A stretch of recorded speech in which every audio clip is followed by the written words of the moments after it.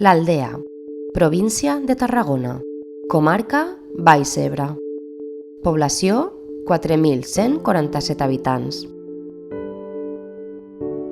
Destacat: el municipi de l'Aldea està ubicat estratègicament a la base del triangle del Delta de l'Ebre,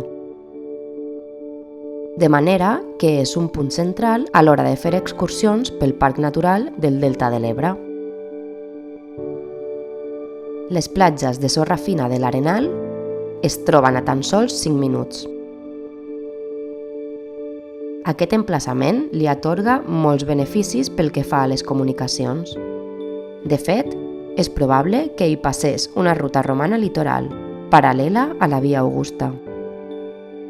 El valor estratègic va propiciar-hi la construcció d'un sistema defensiu basat en torres de guaita i defensa, de les quals es conserven la Torre de l'Ermita, la de la Candela, la de Burjasènia i la de Benaixarop.